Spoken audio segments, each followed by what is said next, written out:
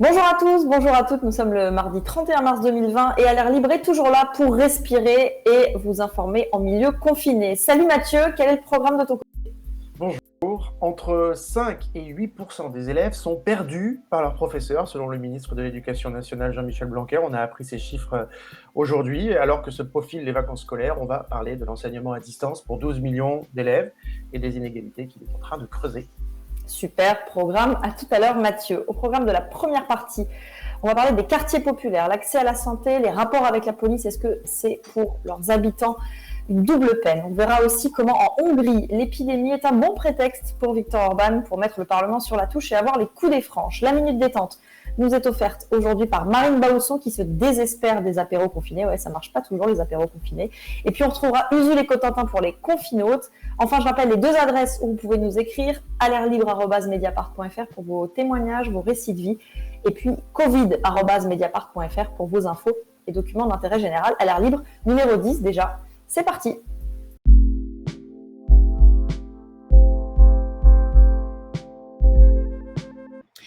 Que ce soit pour la santé, pour l'éducation et le rapport avec la police, le confinement se vit différemment en fonction de là où on se trouve. Comment est-ce qu'on vit ce confinement dans les quartiers populaires? Est-ce que leurs habitants payent le prix fort? Pour en parler, j'accueille Camille Polony. Bonjour. Bonjour. Tu es journaliste à Mediapart et tu suis notamment les questions de discrimination et de police. Youssef Brakni, bonjour. Bonjour. Vous êtes activiste et membre du comité Vérité et Justice pour Adama. Et puis, on va accueillir tout à l'heure pour parler donc des questions de santé et des questions sociales Carolina Moyano, qui est assistante sociale au Château en Santé à Marseille, et Abdelali El Badawi, qui est infirmier libéral à Melun et fondateur de Banlieue Santé. On commence avec la question du rapport avec la police. Un chiffre, Camille, que tu donnes dans ton dernier article. Le premier jour du confinement, 10% des verbalisations ont été faites en Seine-Saint-Denis, qui ne représentent pourtant que 2,4% de la population. Youssef Brakni, est-ce que vous voulez réagir à ce chiffre? Oui, bon, après, c'était logique. Nous, du point de vue des militants, nous, ça s'attendait à cet acharnement-là, à cette surprésence policière dans les quartiers populaires, parce que déjà, tout le reste de l'année, la police est surprésente. Elle est surreprésentée dans les quartiers, elle est surarmée. Et on le voit bien grâce aujourd'hui à la vidéo. On le voit, les gens réflexent aujourd'hui de filmer. On voit une explosion des violences policières. Et donc, en fait, voilà, voilà, dans une situation exceptionnelle, avec une peur un peu irrationnelle d'un virus ça qui se propage à grande vitesse, comme toujours, on cherche des boucs émissaires. Et les boucs émissaires parfaits, c'est les quartiers populaires, c'est les Noirs et les Arabes, tout simplement. On a vu dès le début la couverture médiatique où on a montré des zones où, soi-disant, on ne respecterait pas le confinement. Et donc, on a montré Château-Rouge, on a montré évidemment Saint-Denis, on a montré Montfermeil, etc. On montre, comme toujours, les quartiers populaires qui sont la cible à chaque fois des discours racistes. C'est-à-dire que là, on pensait qu'on allait être un peu épargné avec le virus, avec cette pandémie. On pensait qu'elle allait avoir une unité nationale. C'est le président de la République quand même qui a parlé d'unité sacrée. Eh ben non. Ben non, comme toujours, on est toujours voilà, ciblé et montré du doigt. Et donc, il n'y a pas de répit pour le racisme, même en période exceptionnelle. Alors, ce ressenti qu'a mis de Youssef Brakni sur la surprésence policière, est-ce que toi, tu as pu le constater dans son enquête? Autrement dit, est-ce que ce zèle du premier jour, est-ce qu'il a continué? Est-ce qu'on le sait? Alors, ce qui est compliqué, c'est qu'il existe peu de données sur le nombre de contrôles qui seraient répartis sur le territoire. On a un nombre total de contrôles, plus de 4 millions vendredi soir. On a un nombre total de verbalisations. On a effectivement des chiffres sur la Seine-Saint-Denis en tant que seul département pour le premier jour, mais pas pour la suite. Donc, on ne sait pas vraiment comment ces contrôles sont répartis. Tout ce qu'on peut trouver comme élément factuel, finalement, c'est d'un côté des consignes qui sont données aux policiers. Donc, on en a obtenu certaines, notamment une note en région parisienne d'une direction particulière qui demandait de faire respecter le confinement sur tout le territoire, sans distinction, qui laisserait penser que les consignes ne sont pas particulières. D'un autre côté, on a un article du Canard enchaîné de la semaine dernière qui parle d'une réunion avec Laurent Nunez, disant que Laurent Nunez a demandé aux policiers de lever le pied en banlieue, ce qui est assez difficilement objectivable en fait, par d'autres éléments. Donc pour l'instant, on ne peut que être vigilant sur la situation, essayer de voir au fur et à mesure de l'application du confinement de quelle manière elle est faite sur le territoire. En revanche, ce qu'on peut déjà savoir, c'est que là où il y a une idée reçue qui dit que les habitants de banlieue ne respecteraient pas aussi bien que les autres le confinement, la police, en tout cas en tant qu'institution, estime que ce n'est pas le cas, qu'il y a des individus qui respectent le confinement et pas d'autres, mais qu'il n'y a pas à l'échelle d'un territoire de différence massive entre des centres-villes, des zones pavillonnaires, des zones d'habitat urbain, et que, a priori, pour l'instant, les consignes sont également respectées, c'est-à-dire très respectées, en fait, de manière générale sur tout le territoire. D'accord. Et alors, autre point de ton enquête, et je vous ferai réagir là-dessus, Youssef Brakni. Camille, tu as eu accès à un groupe Facebook privé qui rassemble des forces de l'ordre ou ex-forces de l'ordre et peut-être aussi des citoyens lambda. On va lire 2 commentaires qui vont s'afficher. Ces 2 commentaires, donc il y en a un premier qui va s'afficher, c'est celui d'un commandant de police à la retraite. Ne dispersons pas notre énergie à courir après eux, faisons le siège, comme à l'époque féodale, de ces quartiers, plus personne ne rentre ou n'en sort, verrouillage absolu des voies d'accès, barrages, herses, chicane, couvre-feu. On les laisse mariner dans leur jus. À l'issue, dans 3 ou 4 semaines, la sélection naturelle aura fait son choix. C'est charmant. Deuxième commentaire, celui d'un policier municipal de Loire-Atlantique qui va également s'afficher. Il y a longtemps, je ne sais qu'une seule phrase, il y a longtemps que tout le monde est soumis aux sauvageants. Donc, des commentaires qui sont quand même assez violents. Youssef Brakni. En fait, le premier commentaire là, qui vient de s'afficher de ce commandant de police, en fait, c'est la définition d'un ghetto au Moyen-Âge. C'était ça, un ghetto, un endroit où on ne pouvait pas entrer ni sortir comme on voulait, on était enfermés. Et donc, on attendait, comme ça, comme ils disent, que la sélection naturelle se fasse. En fait, ça renvoie aux théories du 19e siècle sur les classes populaires qui seraient porteuses de maladies, voilà, qui seraient dangereuses, qu'il faudrait surveiller, qui ramèneraient le typhus, le choléra, etc. Vous savez, les vieilles maladies qui ont disparu depuis et qui étaient associées aux classes populaires. Et c'est d'ailleurs une des raisons du changement urbanistique de Paris par Haussmann, qui était l'idée de nettoyer de la saleté les classes populaires de Paris. Et donc, en fait, là, clairement, avec ces commentaires, on a un peu la continuité de ce qui se fait déjà, en fait. Parce qu'en réalité, toute l'année, les quartiers populaires sont confinés, en fait. On le sait tous. On sait que c'est des populations qui bougent moins. On sait que c'est des populations qui restent plus dans le quartier, en fait, qui ne vont pas d'eux-mêmes vers Paris, qui n'ont pas les codes parfois pour aller au centre-ville, etc. Donc, en fait, c'est déjà des populations qui sont entravées, en fait, et qui ne circulent pas comme elles le veulent. On le sait que, par exemple, la présence policière entrave la circulation, la libre circulation des individus dans les quartiers populaires. Donc, en fait, toute l'année, il y a une ghettoisation. Et donc, c'est intéressant ce que dit. En fait, il le dit franchement, en réalité, mais c'est déjà ce qu'ils font. Ils font déjà le siège. On sait que toute cette histoire autour des territoires perdus de la République, etc., ça, c'est faux, évidemment. On sait qu'il n'y a aucun quartier en France où la police ne peut pas rentrer. Ça, c'est faux, c'est un mythe. C'est un mythe de l'extrême droite qui est malheureusement maintenant repris par beaucoup de gens. Mais aujourd'hui, il faut le savoir, voilà, c'est la continuité. Et donc, on demande à ces jeunes de rester à la maison, de rester enfermés, etc., dans leur chambre. Mais souvent, ce sont des familles nombreuses, en fait. Ce sont des familles où, en fait, on gère le manque d'espace par l'extérieur. Et en fait, le bas de l'immeuble, c'est un prolongement de l'appartement. Parce que sinon, c'est le jardin que de la maison qu'ils n'ont pas. Voilà, exactement. Et on sait tous que c'est notamment, effectivement, c'est plus les jeunes garçons qui se trouvent en bas et donc qui sont plus susceptibles d'être contrôlés et d'être parfois même tués. Parce que, par exemple, Adama Traoré a été tué suite à un contrôle au faciès. Et donc, en fait, c'est une gestion, en réalité. C'est une manière de gérer le manque d'espace de ces familles nombreuses qui se retrouvent souvent dans un F3, parfois dans un F2.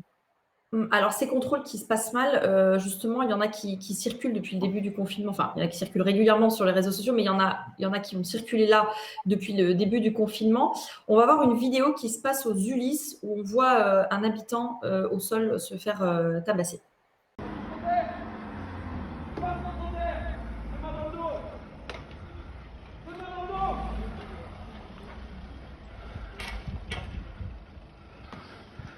Ils l'ont défoncé. Il insulte, ils sont en train de le buter.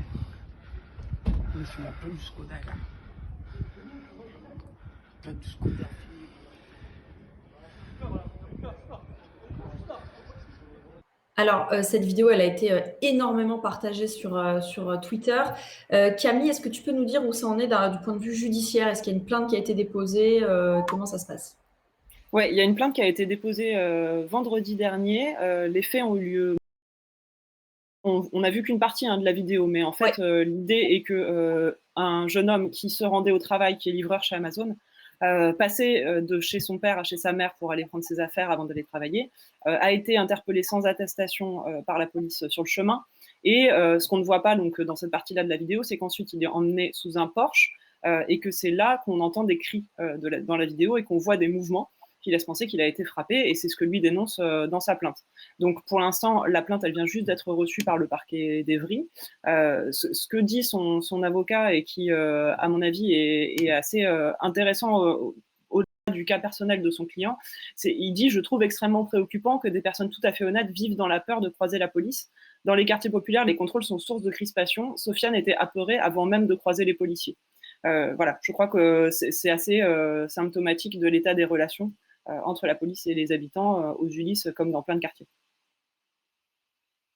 Youssef Brakni, justement, pour finir, Youssef Brakni, comment est-ce qu'on fait en période de confinement? Il y a bien les réseaux sociaux pour révéler ces violences, ça joue un énorme rôle, mais au-delà de ça, comment on fait pour rester en éveil, pour donner l'alerte sur ce qui se passe quand on est finalement confiné, y compris pour le militant que vous êtes? Bah, nous, en fait, aujourd'hui, on a les armes des réseaux sociaux qui étaient déjà les armes en fait qu'on avait. Hein. C'est grâce essentiellement aux réseaux sociaux qu'on a réussi à rétablir un rapport de force vis-à-vis des versions de la police et de la gendarmerie. Vous savez, les versions officielles qui passent en boucle dans les médias, etc. Donc, on a les réseaux sociaux, on a des réseaux militants dans toute l'Île-de-France, par exemple. Là, dans le cadre aux Ulysses, là, on avait des militants là-bas. Par exemple, aussi à Aubervilliers, cette jeune fille, Rama, qui est partie faire les courses et qui s'est retrouvée gazée sans aucune raison par les policiers. Pareil, on a très vite eu son contact, on a fait des lives sur Instagram, surtout c'est sur Instagram qu'on a investi pour des raisons stratégiques, je ne vais pas développer.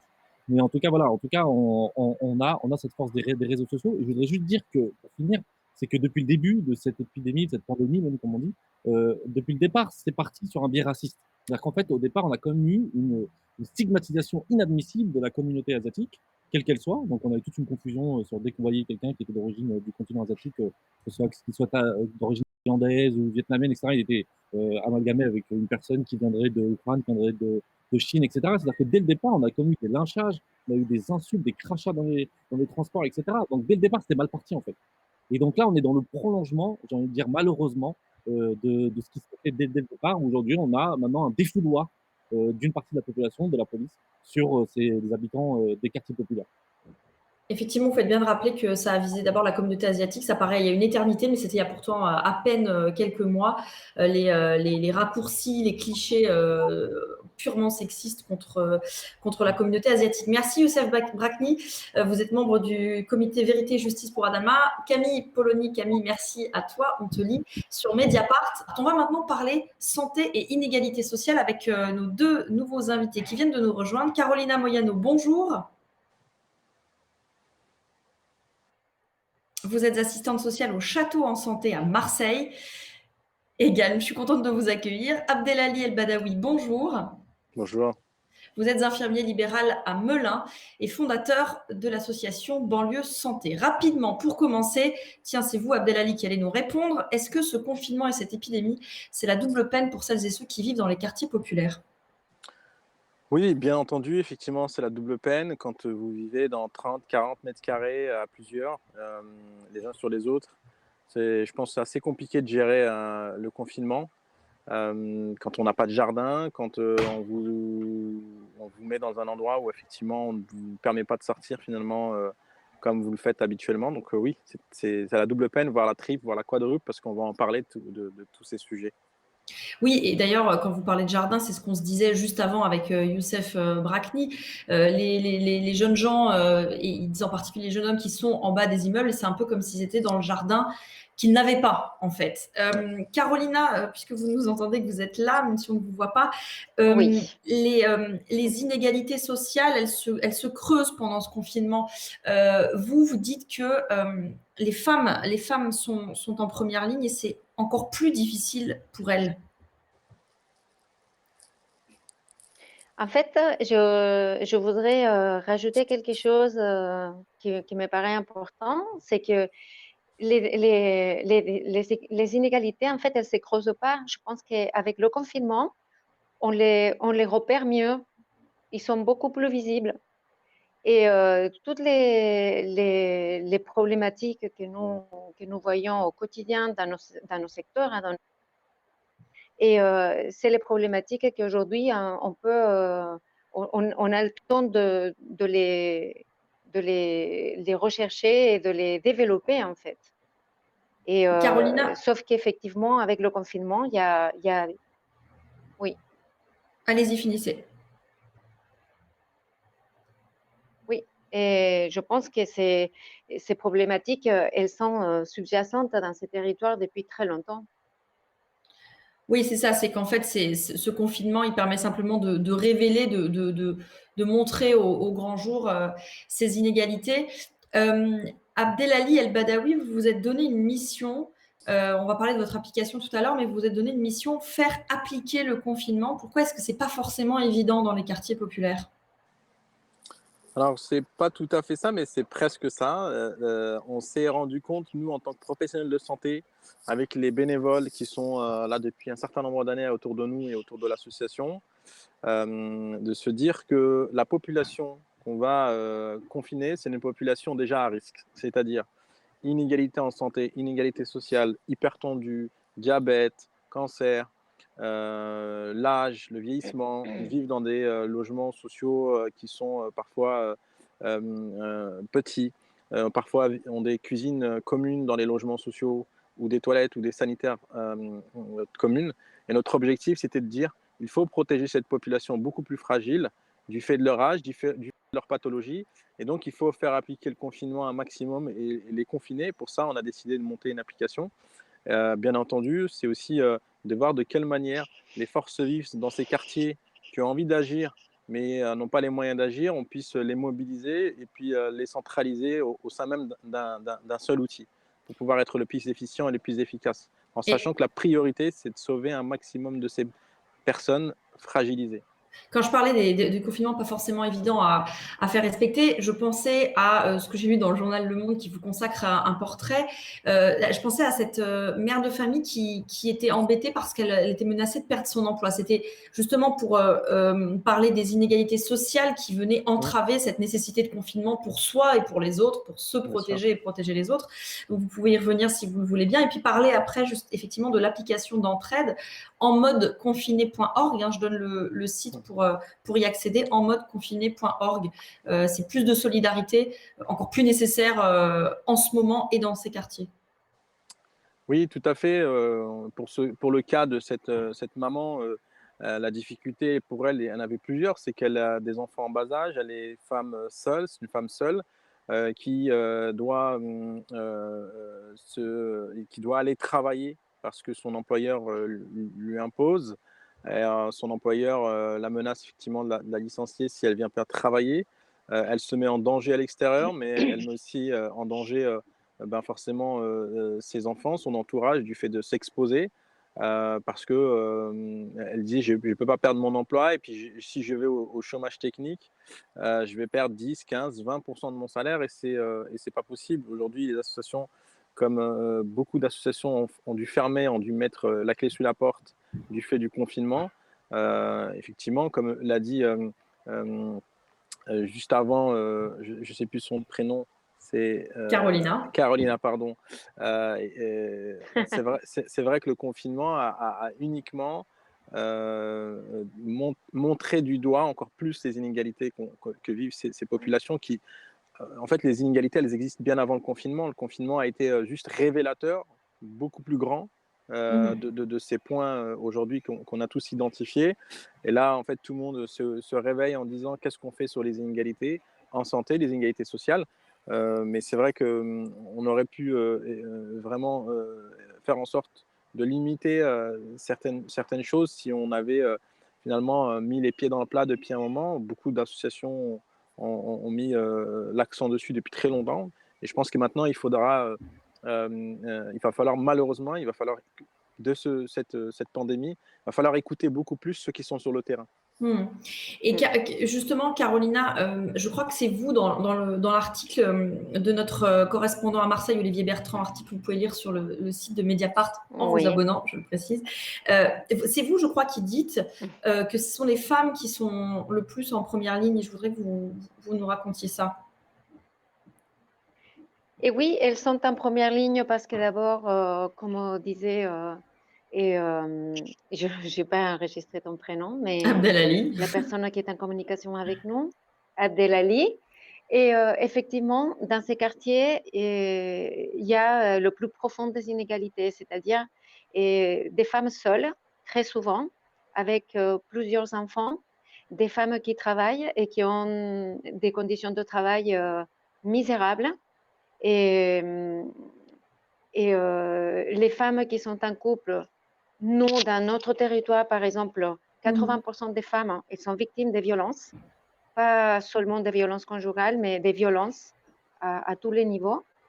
Et aujourd'hui, en fait, se confiner dans ces lieux de vie qui sont très, très souvent insalubres et invivables, en fait, parce que petits, parce que surpeuplés, et ben, elles sont en première ligne de cette violence sociale qui est le confinement, qui, par ailleurs, je comprends, je le suis et on essaie, nous, de communiquer sur la question, mais c'est à quel prix pour ces familles? On peut dire donc assez, sans vraiment exagérer, que on n'est pas du tout tous égaux face à cette crise sanitaire, Abdelali.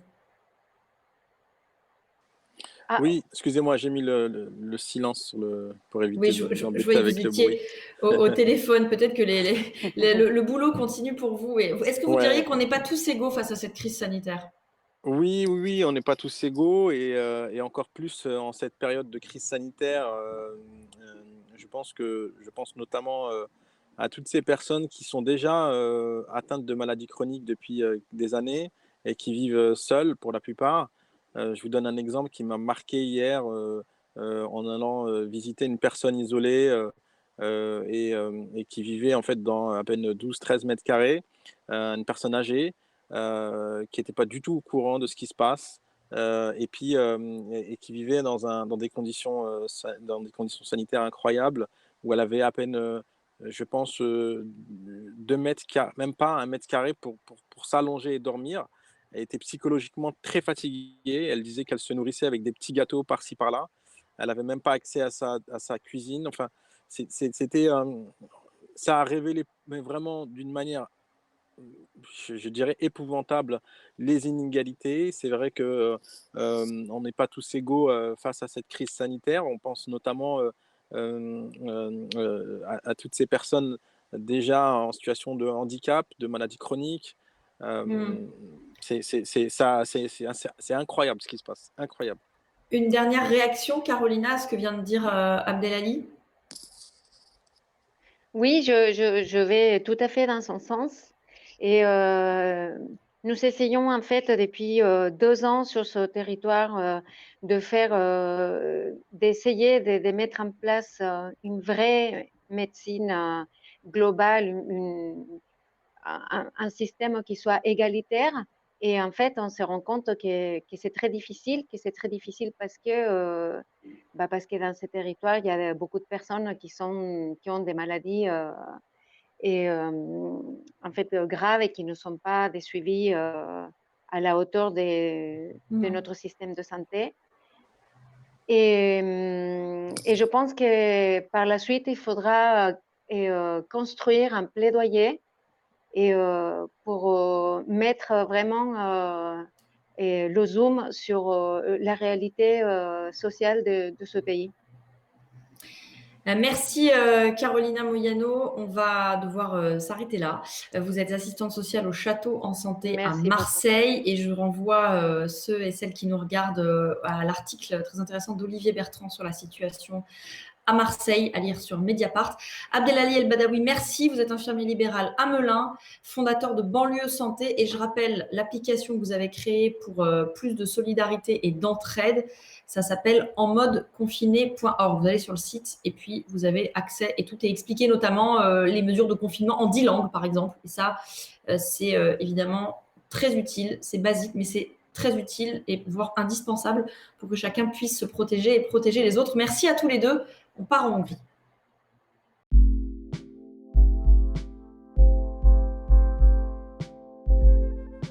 Le coronavirus est-il l'occasion de renforcer les régimes autoritaires? Il semblerait que la tentation soit grande. On en parle avec Corentin Léotard. Bonjour. Bonjour. Tu es le correspondant de Mediapart en Hongrie. Tu es basé à Budapest. D'abord, quelle est la situation là-bas? Alors, on n'est pas dans une situation pour le moment comme on peut la connaître en Italie, en Espagne ou même en France. En Hongrie, il y a 500 personnes qui ont été testées positives au Covid-19. Bon, c'est vrai ensuite que le nombre de tests n'est pas très important. Je crois qu'il y a 14 000 tests qui ont été effectués. Sur l'ensemble de la région, si je prends Tchéquie, Slovaquie, Pologne et Hongrie, pour le moment, il y a moins d'une centaine de personnes qui sont décédées. Et là, je viens de lire que les autorités slovaques, par exemple, s'attendent à un pic de l'épidémie dans 3 mois. Et les Hongrois disent à peu près la même chose. Donc, en fait, il y a quand même un décalage certain par rapport à ce qu'on connaît en Europe de l'Ouest, qui est peut-être dû aux mesures assez fortes qui ont été prises dès la mi-mars, comme des mesures comme la fermeture de frontières ou de distanciation sociale et de confinement. D'accord. Alors, tu signes cet article pour Mediapart qu'on va voir. En Hongrie, Viktor Orban met le Parlement sous cloche. Viktor Orban a fait voter une loi qui prolonge l'état de danger. Concrètement, c'est quoi l'état de danger? Alors, l'état de danger, c'est la terminologie hongroise, c'est l'état d'urgence. La Hongrie a décrété un état d'urgence, comme beaucoup de pays en Europe, le 11 mars. Et a émis des décrets tels que l'interdiction d'entrée sur le territoire pour les étrangers, le confinement obligatoire pour les Hongrois qui reviendraient au pays, mais aussi pour organiser un peu l'enseignement à distance. Donc ça, c'est des décrets qui doivent être prorogés tous les 15 jours par le Parlement dans le cadre de cet état d'urgence. Donc le gouvernement s'est dit qu'il aurait les mains beaucoup plus libres s'il pouvait se passer du Parlement et gérer la crise avec les mains libres. D'où cette loi qui a été votée lundi par le Parlement hongrois, qui prolonge les décrets dont on vient de parler, mais aussi et surtout qui permet à Viktor Orban, le Premier ministre, de gouverner par décret et d'abroger, de suspendre des lois en vigueur. D'accord. En fait, ce qui s'est passé, c'est qu'on a un Parlement qui est acquis à la cause du Fidesz, c'est-à-dire le parti de Viktor Orban, qui a décidé de remettre tous les pouvoirs dans les mains de l'exécutif, ce qui n'est pas banal parce que la Hongrie, c'est une démocratie parlementaire, ce n'est pas un système présidentiel ou même un système semi-présidentiel comme on l'a en France. Donc en fait, vas-y. La cerise sur le gâteau, c'est que finalement, cet état d'urgence prolongé est prolongé de façon illimitée parce que la loi ne stipule aucune date de levée de cet état d'exception, si on peut dire. Et puisque le Parlement est sur la touche, il ne risque pas de s'en saisir. Alors, si je résume, le Parlement qui est acquis à la cause de Viktor Orban a décidé de lui donner encore plus de latitude pour gouverner et de liberté. Comment a réagi l'opposition et la société civile? Comment ont réagi l'opposition et la société civile? Alors, tous les partis d'opposition se sont élevés contre cette loi. On a parlé de putsch, de coup d'État. Une pétition a été lancée. Elle a recueilli rapidement 100 000 signatures avec beaucoup de personnalités politiques, mais aussi du monde culturel. Voilà, des personnes comme ça.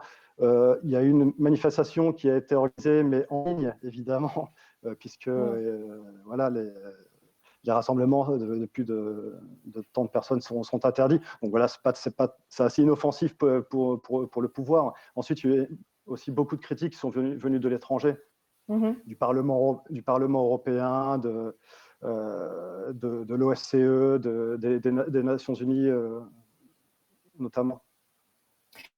Et alors, on a l'impression, en fait, que pour lutter contre la pandémie, c'est aussi pour Viktor Orban l'occasion de se mettre en scène. On va regarder l'extrait d'une vidéo dont tu parles dans ton article, que Viktor Orban a posté le 24 mars sur son compte Facebook.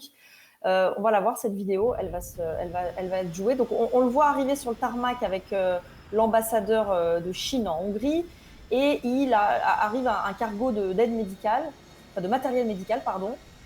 Voilà, donc Viktor Orban salue l'équipage avec les coudes, évidemment. Et puis là, il va entrer dans l'avion.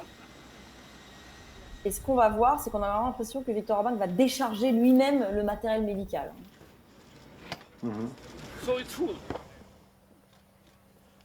Vive la Hongrie, Ouais, c'est indiqué. c'est ça. Thank you so much. Good to see you, sir. How are you? Come on to have a photo. That would be nice. We appreciate you, sir. Alors, on a donc l'impression que c'est lui qui va décharger l'avion. Il fait des photos avec le personnel de bord chinois. Il y a l'ambassadeur qui est là. C'est quoi le message politique de cette séquence? Bon, premièrement, c'est, je dirais, comme beaucoup de dirigeants, c'est évidemment de montrer qu'on est dans l'action et voilà, que tout le monde est mobilisé pour protéger le pays. Ensuite, il y a une dimension supplémentaire auquel on ne penserait pas forcément, mais Viktor Orban, ça fait quand même plusieurs années qu'il explique que les démocraties libérales qu'on connaît en Europe de l'Ouest sont faibles, sont décadentes, un discours finalement très, très poutinien, et qu'il explique aussi que l'avenir appartient aux États forts et autoritaires, et citant la Turquie, la Chine. Donc voilà, ça apporte beaucoup d'eau à son moulin. Tout ça, c'est ce qu'il avait dit lors de son fameux discours où il avait annoncé l'avènement de l'État illibéral en Hongrie. Ça remonte à 2014. Et là, je pense que ce qui se joue, c'est aussi pour lui de prouver la supériorité des États autoritaires dans la gestion d'une crise telle qu'on la connaît. Parce qu'il reproche notamment à la démocratie libérale d'avoir échoué à protéger les populations en 2008 après la crise économique. Alors, du coup, toute cette mise en scène qui valide, je dirais, sa vision d'un État, enfin sa vision rêvée d'un État autoritaire, ça vaut à Viktor Orban d'être comparé à Jules César, comme on le voit sur la une d'un magazine hongrois. C'est à gauche, et puis ça contraste avec la une d'à côté, où on voit une soignante la tête dans les mains. On a l'impression qu'il y a un décalage entre ce que vivent les gens, je dirais, au front, en première ligne, et la façon... Il faut savoir que le talon d'Achille du gouvernement Orban, c'est précisément l'état du système de santé en Hongrie. C'est-à-dire que le système de santé est un peu comme partout dans la région, après 30 ans de politique néolibérale, il est vraiment dans un sale état, sous-financé. Qui plus est, les personnels soignants manquent beaucoup parce qu'ils sont partis, pour beaucoup d'entre eux, à l'ouest où les salaires sont nettement plus élevés. Ce qui fait que en cas de crise majeure ici, le système de soins n'a absolument pas les capacités d'absorber une vague de contagion. Donc, Orban prend un risque parce que, évidemment, si le système ne tient pas, l'opposition va être là. Et c'est un argument de l'opposition depuis très longtemps de dire, son principal slogan à l'opposition, c'est de dire moins de stades, plus d'hôpitaux. Parce que Orban est un grand fan de foot et il a fait construire ces 10 dernières années une quinzaine de beaux stades dans le pays. Et voilà, c'est pour ça que ce qui est en train de se jouer maintenant peut être vraiment un tournant pour les années à venir. Ouais, c'est un petit peu qui tout double pour lui, cette mise en scène, notamment dans le cargo de matériel médical chinois. Est-ce qu'Orban, il avait besoin, pour finir notre échange, est-ce qu'Orban, il avait besoin de cette loi pour gouverner de façon autoritaire, sachant qu'en effet, il a déjà la majorité au Parlement, ou est-ce que cette mise en scène, elle a un autre but? Je lis ce matin, ici ou là, dans la presse étrangère et francophone, que ça y est, la dictature est là. Je trouve ça un peu exagéré. Il y a quand même deux choses. C'est que le Parlement, effectivement, il peut décider du jour au lendemain de révoquer les super pouvoirs qui ont été accordés à Viktor Orban. Sauf que, évidemment, comme on l'a vu, le Parlement est hacké à la cause de Viktor Orban, donc ça n'arrivera pas. Ensuite, Viktor Orban, il a déjà quasiment les pleins pouvoirs depuis 2010. Donc, dans les faits, ça ne change pas grand-chose. Évidemment, là, pendant les semaines de crise sanitaire qui s'annoncent, oui, ça lui facilite encore un peu plus la tâche. Est-ce qu'il va outrepasser, abuser de ses pouvoirs? Bon, on n'en est pas encore sûr non plus. En tout cas, ce dont on est sûr, c'est que pour lui, c'est un coup politique formidable. Parce que c'est un piège parfait qu'il a tendu à l'opposition, parce qu'évidemment, en proposant cette loi, ça va très bien que tous les autres partis ne pouvaient pas l'accepter. Enfin, c'était absolument inacceptable de remettre les pleins pouvoirs sans limite, sans date butoir. Mais ce faisant, il peut pointer du doigt l'opposition en disant regardez, moi, pendant que je protège les citoyens, Eux font les géniards, pleurnichent, et en gros sont des bons à rien. Et c'est ce qu'écrit vraiment noir sur blanc le gouvernement, qui va même jusqu'à dire ces gens-là, c'est-à-dire les députés de l'opposition, mettent le pays en danger par leur comportement. Carrément. Merci Corentin Léotard, pardon. On te lit sur Mediapart et tu nous parlais de Budapest où tu es basé. À très bientôt. Elle reprendra ses spectacles La lesbienne invisible et Fearless dès qu'on pourra mettre le nez dehors. En attendant, elle fait des apéros confinés et c'est pas simple. La minute détente nous est offerte par Marine Baousson.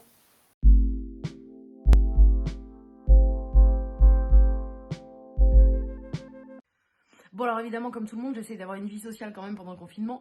Et du coup, j'ai plein de groupes WhatsApp qui sonnent comme ça tout le temps. C'est marrant parce qu'on s'est tous pris pour des coiffeurs. Tous mes noms de groupes ont un jeu de mots dedans. Ouais, co-confinement, con-confiné, Corona Amitié, Covid Copperfield, Covid SLOF, Covid Beckham, Covid et Jonathan.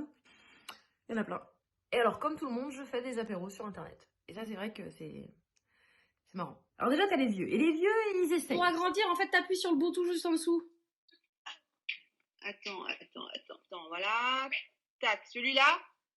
Non, c'est pas celui-là. Ah voilà, c'est parce que je m'étais trompée. Attends, ça. Ouais, c'est celui-là. Sûrement. Ah non, là t'as raccroché. T'as celle qui était ringarde avant. Trop dur pendant le confinement de ta baiser. Puis qui est toujours ringarde du coup. J'ai envie de te dire, ça fait un petit moment que ta chatte elle est confinée, hein. Et alors elle complote. Le coronavirus n'existe pas. Attention. T'as celle qui prend ça trop au sérieux. Attends, les filles, je suis pas prête encore. On n'avait pas dit dans 5 minutes. Juste, j'ai voulu faire aussi des toasts avec des endives, mais j'ai pas toutes prêtes. Et qui veut te montrer des trucs dont tu te fous royalement. Ça, c'est l'ancienne d'éclat. Ça, c'est la nouvelle d'éclat. Les pâtes, on a pris des pâtes complètes. On a pris des pâtes semi-complètes et aussi, on a pris des pâtes genre au lentilles. Oh, regardez! Mon chat, il fait le... Et quand on fait bien ses stocks, à mon avis, on n'a aucun problème de pénurie, quoi. T'as celle qui est bourrée. Salut les filles, je suis bourrée. Qui veut voir ma chatte? Allez, dis la chatte. Ouais, globalement, je dirais que depuis le début du confinement, mes amis sont tous devenus alcoolos. T'as celle qui est en retard. Celle qui est débordée. Oh les filles, je vous préviens, j'ai qu'une fenêtre de 20 minutes parce que là je suis charrette. Hein. Moi j'ai toujours pas donné le bain à Milo et il faut encore qu'on se tape les devoirs de 5e de Abel. Ah je te jure, on est sur Pita là, j'en peux plus là. J'aurais dû les foutre à Montessori, tiens. Hein, ils m'auraient pas saoulé avec les mathématiques. Celle qui fait la cure de sébum. Et puis celle qui ne fait pas la cure de sébum. Ah mais toi aussi Marine, tu fais la cure de sébum? Non. Ah. Je suis revenue. Comment on fait? Là on t'entend plus là. Christine elle est toujours pas là. Bon, tu sais quoi, je décale la poésie. On décale la poésie. Oh non, je peux pas, c'est vrai, il y a crêpe. Ah bah voilà, ça me fout dedans. Tu sais, tu devrais faire la cure de sébum, Laura. Ça vous dérange les filles si je me rouvre un petit? Fais chier Christine, merde. Je vous préviens, c'est le dernier Skype Perro que je fais. J'ai autre chose à foutre que d'attendre les gens, moi, je peux te le dire. Ah bon, t'as quoi d'autre à faire? Eh ben j'ai un cours de pilates sur Zoom, figure-toi. Globalement, on se dit toujours la même chose. Franchement, ça va. Ça va. Bah oui. Ça va. Mais on pense tous. C'est horrible, j'en peux plus. Je l'ai là. Je vais déglinguer mes gamins. Je suis complètement bourrée. Heureusement qu'il y a le chat, parce que sinon... Je vais les foutre au congélo. Alors à un moment, on finit par accrocher avec la meilleure excuse du monde. Je vous laisse les filles, je vais applaudir les soignants. Bisous. Bisous. Câlin dans la chatte. Allez, bisous. Alex, tu remets ta culotte. Bisous. Ça y est, j'ai réussi. Ça va tout le monde? Comment on fait pour accrocher? Allez, je vous laisse, je dois applaudir les soignants. Bisous.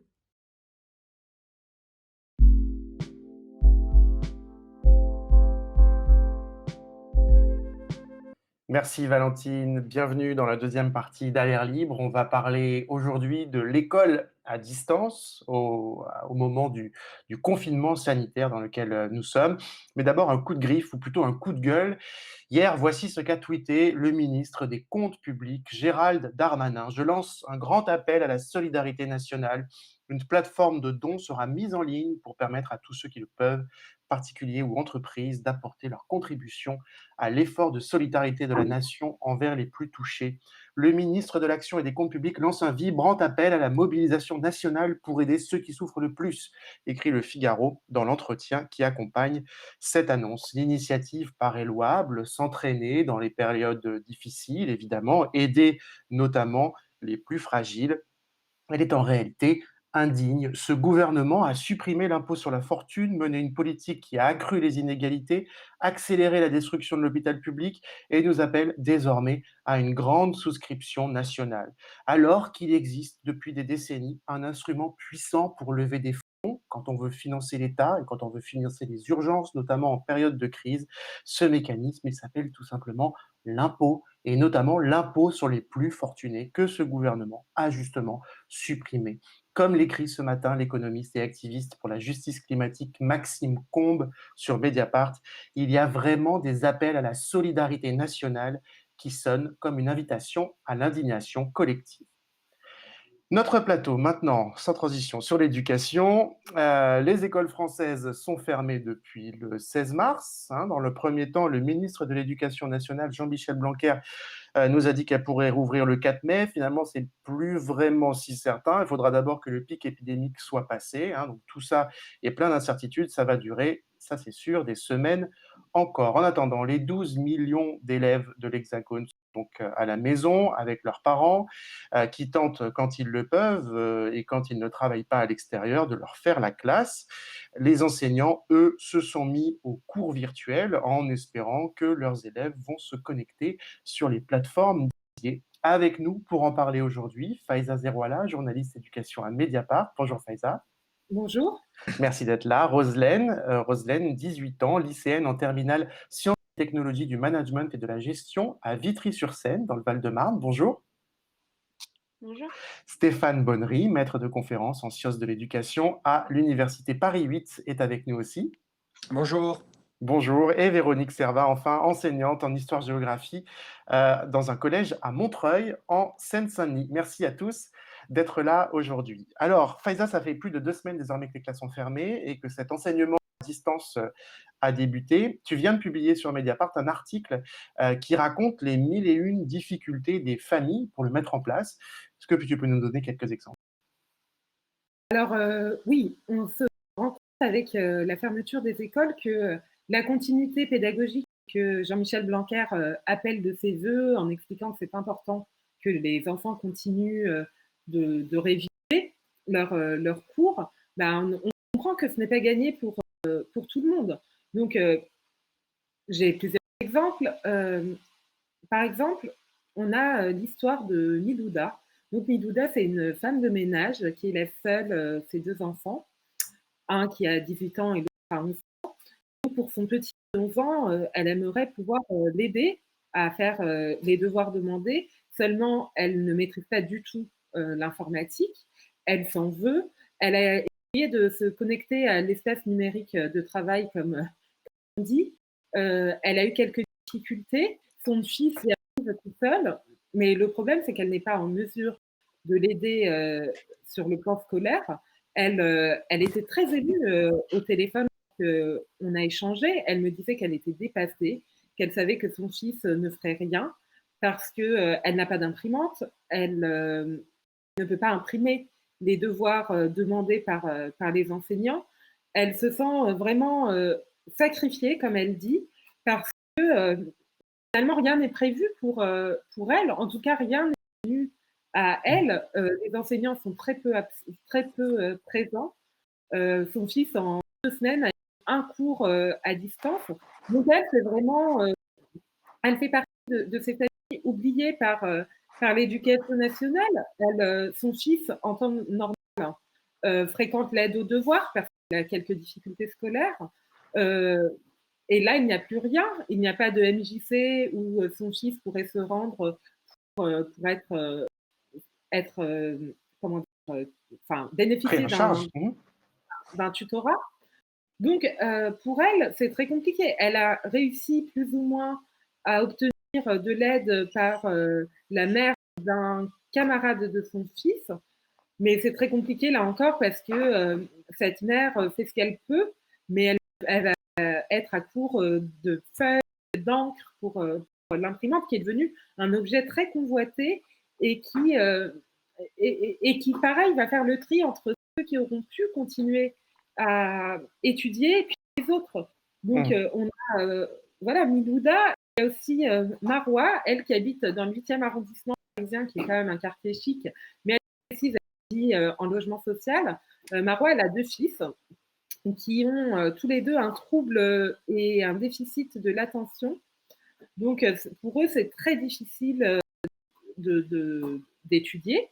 En temps normal, l'aîné a un AESH, donc un assistant de vie scolaire, comme on disait avant que le sigle ne change. Donc, son fils est aidé avec un enseignant donc, qui est formé, qui arrive à dépasser les troubles de l'attention. Et donc, Marois, elle ne baisse pas les bras, évidemment, elle fait tout ce qu'elle peut. Elle se rend régulièrement à l'école pour récupérer, pareil, des documents pour ses enfants. Elle n'a pas d'encre. Elle a une imprimante, mais elle n'a pas d'encre. Donc, c'est le système D qui prime à tous les niveaux. On va continuer justement et avec nos invités. Et tu as dit, le ministre de l'Éducation, Jean-Michel Blanquer, a donné pourtant, malgré toutes les difficultés dont tu parles, des objectifs extrêmement ambitieux. Hein. C'était le 12 mars, juste après l'annonce par Emmanuel Macron de la fermeture totale des écoles. On l'écoute. Notre but, c'est évidemment qu'aucun élève ne reste au bord du chemin. Nous allons donc avoir, grâce au CNED, ce mécanisme que nous appelons ma classe à la maison, qui permet d'avoir à la fois des classes virtuelles et des ressources pédagogiques pour tous les enfants. J'insiste sur ce point, la période qui s'ouvre n'est pas une période où les enfants ne doivent pas travailler. Au contraire, ils sont en situation de continuité, simplement les modalités évidemment évoluent. Voilà, donc aucun élève ne doit rester sur le bord du chemin, nous dit Jean-Michel Blanquer, le même Jean-Michel Blanquer, quelques semaines après, qui commence à reconnaître quand même que tout cela risque de creuser les inégalités. Il promet maintenant que les vacances scolaires qui commencent vendredi pour la zone C seront des vacances apprenantes, comme il dit, avec des cours particuliers gratuits. Visiblement, on ne sait pas trop comment ça va marcher. De tout ça, donc on va parler avec nos invités, et d'abord avec Roselaine. Bonjour. Bonjour. Donc, tu es lycéenne, on l'a dit, en terminale STMG à Vitry-sur-Seine, dans le Val-de-Marne. Roselaine, raconte-nous tout simplement, qu'est-ce qui a changé depuis 2 semaines, depuis que les cours ont cessé? Comment tu organises tes journées et comment ça se passe? Alors, on a des cours, nos professeurs à matière agro-OF, ils nous envoient des cours par mail ou par Google Drive. C'est vrai il y a quelques professeurs avec elle, notamment mon professeur de maths, philo, histoire. C'est plus pour nos matières gros coefficients. On n'a pas forcément eu de cours en visio, même si on a installé les applications et que nos profs nous ont. Mais moi, personnellement, j'ai du mal à organiser par la raison de base. Je préfère travailler à la bibliothèque. Du coup, je suis pas du tout dans une ambiance étude, donc c'est un peu difficile. Après, c'est vrai que maintenant, mes journées sont très décalées. Je dors tard, je me réveille tard. C'est un peu compliqué, on perd un peu la motivation et voilà, c'est un peu compliqué. Est-ce que tu crois on va revenir sur ces questions, notamment la nécessité d'avoir un espace à soi, parce que c'est quelque chose qui est vraiment très important dans ce moment-là. Est-ce que tu crois que finalement ce système-là de cours à distance c'est beaucoup utilisé par tes camarades? Est-ce que quand on discute avec eux, est-ce qu'ils ouvrent quand ils ont des cours virtuels, Est-ce qu'ils regardent les cours? Est-ce qu'ils travaillent ou est-ce qu'ils ressentent les mêmes difficultés que toi tu peux ressentir à organiser les choses, à essayer d'avancer quand même sur le programme? En fait, on est un peu tous même. On reste au courant, on ouvre nos mails, on ouvre les messages, on reste à l'affût. En fait, on a du mal à s'y mettre parce qu'on n'est plus dans une ambiance de travail, on n'est plus. Moi, pour certains de mes amis, ils sont en vacances. Voilà, c'est ça. On perd c'est quelque chose de totalement différent. C'est vrai que c'est une période super dure et nous, ceux qui passent son bac cette année, on a eu les périodes des grèves, on a eu les blocus pour les réformes, ce qui fait qu'on a perdu beaucoup de temps. Et en fait, pour nous, s'organiser seul et rattraper le retard seul, c'est vrai que c'est un peu compliqué. Ouais, justement, à la fin de l'année, il y a le bac, et puis quand on passe le bac, il y a très vite la question de après le bac. Donc, je crois qu'arrive très vite la question de l'université, de Parcoursup. hein. Je crois que ça, je parle sous le contrôle de Faiza, mais je crois que tout ça arrive très rapidement. Comment tu vois les choses? Moi, personnellement, là, j'ai des entretiens pour des écoles privées qui vont se faire du coup en visio. Je devais avoir des épreuves écrites, elles ont été annulées. C'est un chamboulement, on s'inquiète un peu, on se demande ce qui va se passer dans les semaines à venir, dans les mois. On est un peu chamboulé. Merci beaucoup, Roselyne. Merci beaucoup, Roselyne. On va peut-être revenir avec toi après, si tu veux réagir sur certaines choses qui vont être dites. Mais Faiza, comment ça va se passer avec le bac? Est-ce qu'on a déjà une idée de savoir ce qui va se passer sur le bac? Alors, c'est la grande inconnue. Donc, pour le moment, Jean-Michel Blanquer a annoncé qu'il allait donner sa réponse définitive entre mercredi et vendredi. Pour le moment, on n'a pas tellement d'éléments. La seule chose, c'est évidemment le bac va se tenir, explique le ministre, mais sous quelle forme, on ne sait pas du tout parce que donc il a consulté en visioconférence les organisations syndicales, les fédérations de parents d'élèves pour avoir une idée comment faire face à cette situation inédite. Donc, il y a plusieurs problèmes qui se posent. Le calendrier, parce que déjà, on ne sait pas quand est-ce que les élèves vont pouvoir retourner à l'école. Et puis, quand bien même il ferait un contrôle continu, il y a eu beaucoup, beaucoup de cours qui ont été manqués. Comme le disait Roselyne, il y a eu les grèves, les blocus. Donc, même un contrôle continu n'aurait pas tellement de valeur. Donc, c'est un vrai casse-tête. Et toutes les procédures, par ailleurs, d'admission sur Parcoursup continuent. Donc, le 2 avril, les élèves doivent avoir fini de remplir leur dossier, mais pour tous les concours, tout est repoussé et les procédures d'admission vont être revues et chaque établissement doit établir son propre mécanisme de sélection. Donc, c'est vraiment la grande. Enfin, il y a Grande confusion. Ouais, grande confusion. Voilà. Après Roselyne, je voudrais passer à l'enseignante, Véronique Servat, bonjour. Bonjour. Professeur en histoire-géographie dans un collège de Montreuil, en Seine-Saint-Denis, vous chroniquez sur votre compte Twitter HistGeoblog, dont l'adresse va s'afficher, les péripéties de la continuité pédagogique, la nation apprenante, tout le jargon officiel pour désigner cette grande opération d'enseignement à distance qui a été lancée. Comment, vraiment très concrètement d'abord, comment ça a changé les choses pour vous? Comment vous êtes organisé personnellement dans votre façon de travailler? Est-ce qu'il a fallu changer toutes les façons de faire?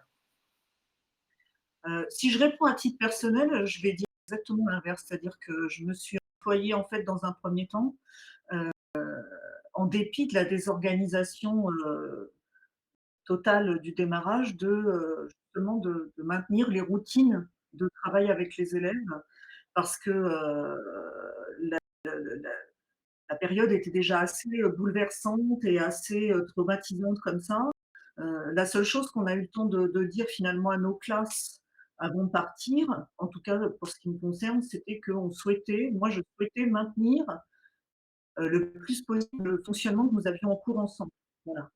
Tout à l'heure, vous avez remontré l'intervention de Jean-Michel Blanquer le 12 mars.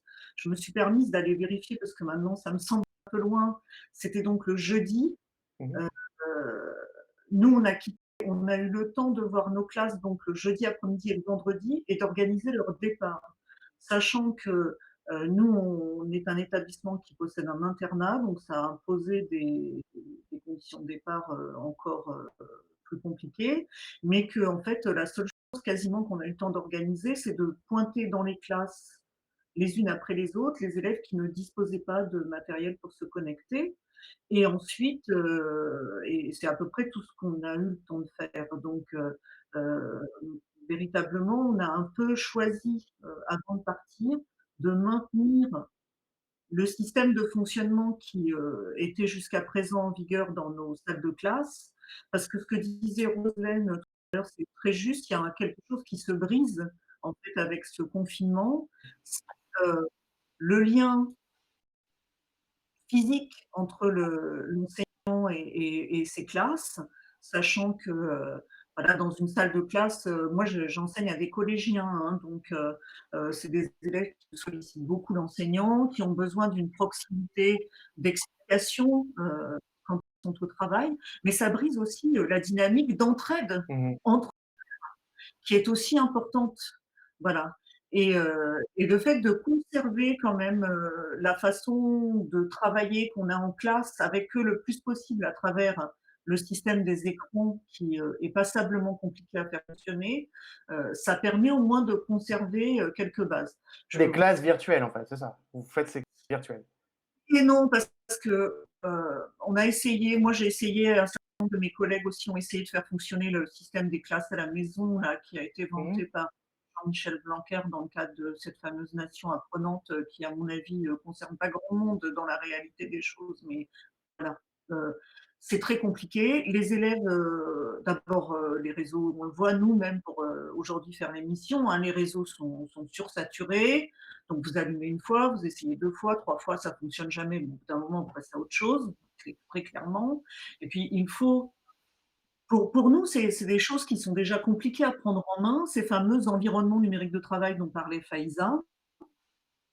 C'est d'une ergonomie, vous pouvez pas imaginer. Enfin, je veux dire, pour la maman d'élève dont Faiza parlait tout à l'heure, c'est d'une complexité. Il y a plein d'onglets à l'intérieur d'un même écran d'accueil. Vous avez 50 directions différentes à prendre.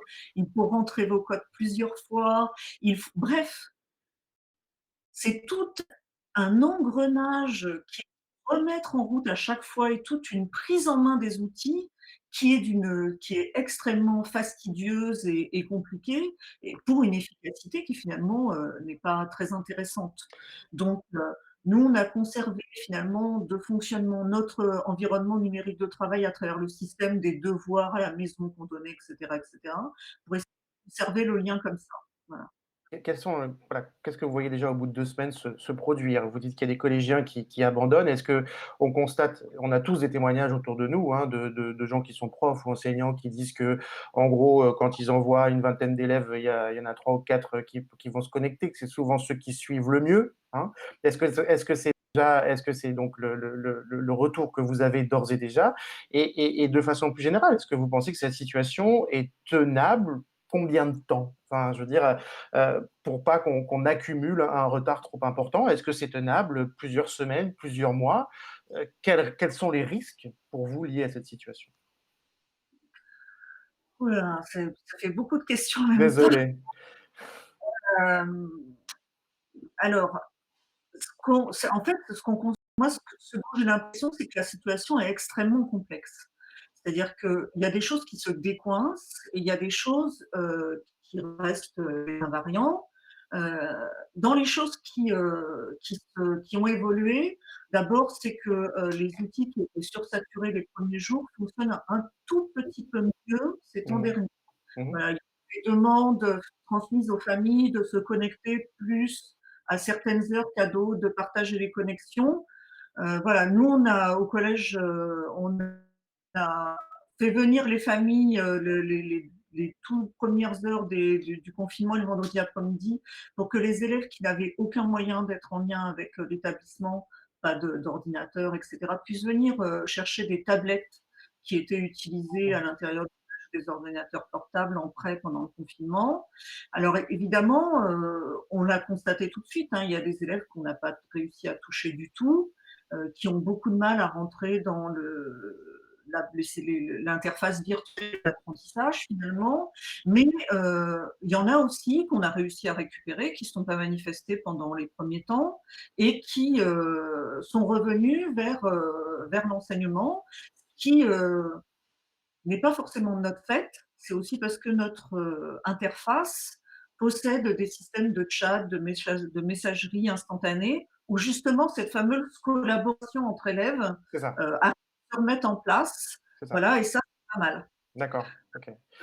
Je voudrais justement, en écho à ça, on va poursuivre la discussion, c'est intéressant. On a publié, enfin, plus exactement une lectrice de Mediapart, une abonnée de Mediapart a publié un billet de blog très intéressant que je vous invite à lire justement sur cette nécessité d'une chambre à soi. Hein, elle reprend le titre du roman de Virginia Woolf, d'avoir un espace de travail, un espace à soi pour pouvoir apprendre, la nécessité aussi de la collaboration dont vous parlez, et puis la nécessité dont Faiza a parlé, évidemment, d'avoir des éléments qui peut-être réduisent cette fracture numérique qu'on voit aussi parfois chez des gens très jeunes, voilà, et qui apparaît. Les forfaits, elle raconte dans son billet de blog, je vous invite à lire, hein, les forfaits 4G qui sont souvent limités, l'accès au Wi-Fi qui est compliqué, on chope le Wi-Fi du voisin, mais le Wi-Fi du voisin, il n'est pas toujours disponible, puis parfois il a un code, parfois des élèves qui ont du mal à manier la lecture de leurs emails et qui préfèrent d'autres types d'applications. Bon, voilà. Et donc, elle explique ça très bien sur ce billet de blog. Stéphane Bonnery, merci d'être avec nous, maître de conférence en sciences de l'éducation à l'Université Paris 8. Vous avez participé notamment à un ouvrage paru en 2019 au Seuil qui s'appelle « Enfance de classe, de l'inégalité parmi les enfants », sous la direction de Bernard Lahire, dont on voit la couverture actuellement. Dans la présentation de ce livre, qui suit les destins de 18 enfants, vous écrivez, il y a cette phrase très, très, très jolie, « Les enfants vivent au même moment, dans la même société, mais pas dans le même monde ». Est-ce que ce n'est pas finalement encore l'enseignement du moment dans lequel nous sommes? Alors d'abord, je voudrais rectifier, je n'ai pas participé à cette recherche, j'en ai rendu compte. Il y a un petit malentendu. Hein, ben voilà. Pardon, ok, très bien. Disons qu'il y a plusieurs choses qui sont à prendre en compte. Donc, je vais être très critique sur la façon dont le ministère gère la crise en ce moment, mais au demeurant, pour ne pas avoir une discussion complètement hors sol, il faut quand même qu'on se dise qu'il y a des gens malades, les mesures de confinement, il ne faut pas les prendre à la légère, et que de toute façon, quelle que soit la situation qu'on trouvera, ça ne sera pas la meilleure, puisque la meilleure, ça serait d'être en classe. Bon, voilà, donc, il faut commencer par là, parce que sinon, ça a l'air bizarre. Et donc, une fois ceci posé, moi, il me semble qu'il y a à faire attention à la communication ministérielle et présidentielle, qui font comme s'ils étaient face à un problème qui vient de l'extérieur, alors qu'ils font partie des causes du problème. Je crois que déjà, ça mérite d'être posé. On va prendre les choses un peu séparément, même si elles sont liées, si vous le voulez bien. D'un côté, les classes à examen comme le bac avec Roselaine, parce que quand même, c'est une situation qui est particulièrement stressante. Et il y a une autre situation qui est grave pour les familles, je vais y revenir, mais où, quand il n'y a pas de classe à examen, le problème est grave, mais il n'est pas de la même nature que ceux qui ont une classe à examen. Voilà. Okay. Et donc, sur les classes à examen, et je pense au bac, ce que l'on vit est assez éberluant. Parce que dans les commentaires, les témoignages dont vous avez rendu compte, on voit bien que on est face à une situation un peu d'improvisation au gouvernement. Le ministre voudrait nous faire croire que tout avait été anticipé, etc. Bon, on voit bien que ça tient pas 5 minutes. Au demeurant, moi, je m'inscris en faux contre une lecture de la situation où nous aurions un gouvernement que l'on critiquerait pour ce qu'il ne fait pas. Et je crois qu'ils sont en train de mettre des choses en place. Ils sont très actifs. Et les politiques précédentes qui ont participé à la crise, et je vais y revenir, hein, parce que quand même, le massacre du système de santé, il participe à l'ampleur de la crise qu'on vit. La suppression des postes de titulaires chez les profs, il participe à ce qu'on ait beaucoup de contractuels. Et moi, dans les témoignages que j'ai, les contractuels enseignants, ils ont quand même des pressions du rectorat pour dire, si vous n'envoyez pas tous les jours des trucs aux élèves pour qu'ils répondent, il y a une menace sur la paye. Et donc, ça fait partie de la surenchère permanente. Une politique du chiffre. Voilà, de politique du chiffre. Et que le ministre a dit continuité pédagogique. Ben, chiche, pour avoir de la continuité pédagogique, il faut avoir des enseignants en continu, puisqu'on le prend au mot.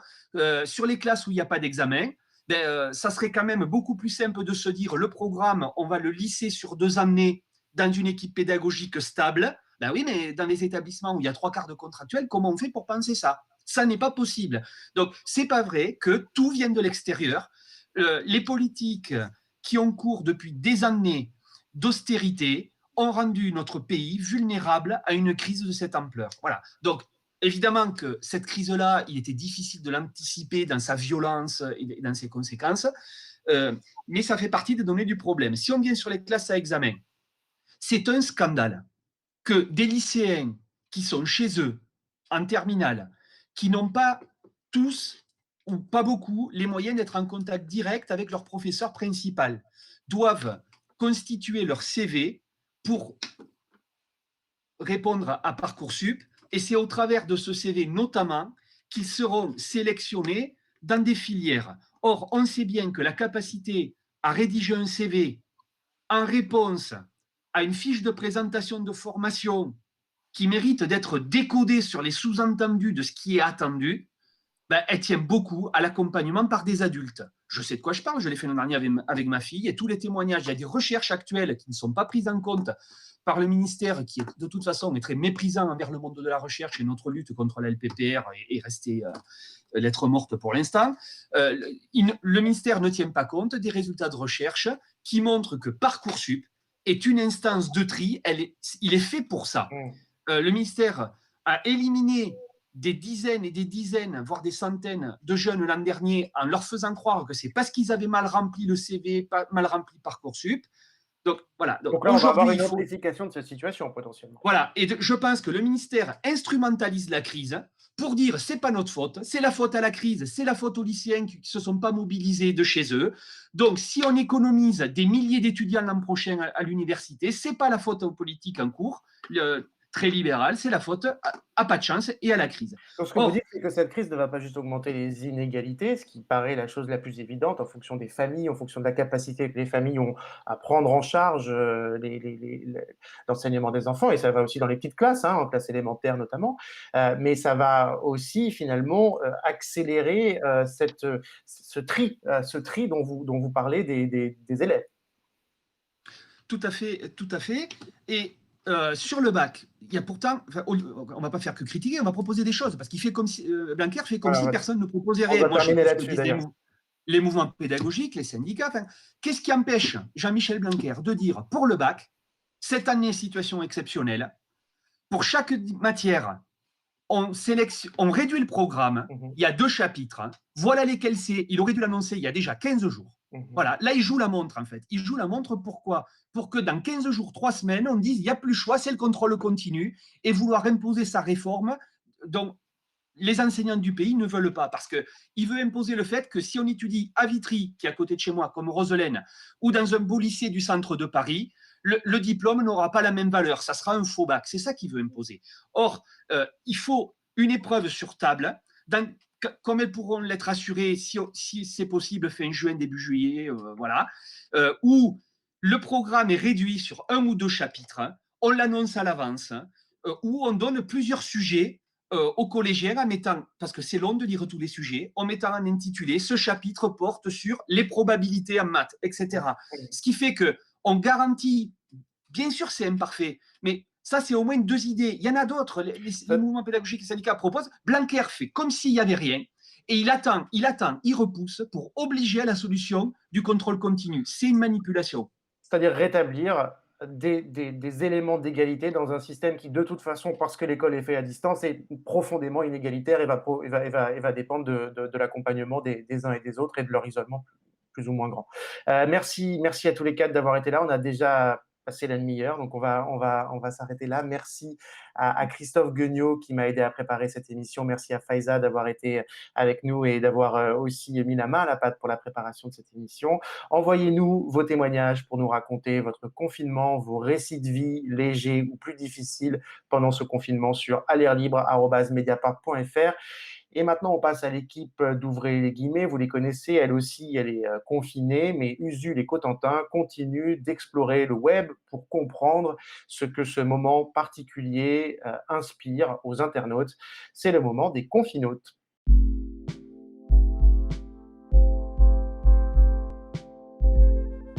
Allô, tu m'entends ? Ouais, t'as vu les commentaires sous la vidéo d'hier ? Sur le professeur Raoult, là, ouais, j'ai vu. J'ai vu qu'on nous accusait d'être financés par les laboratoires pharmaceutiques. En même temps, on est financé par les laboratoires pharmaceutiques. Oui, mais ils nous laissent quand même une grande liberté de ton, je trouve.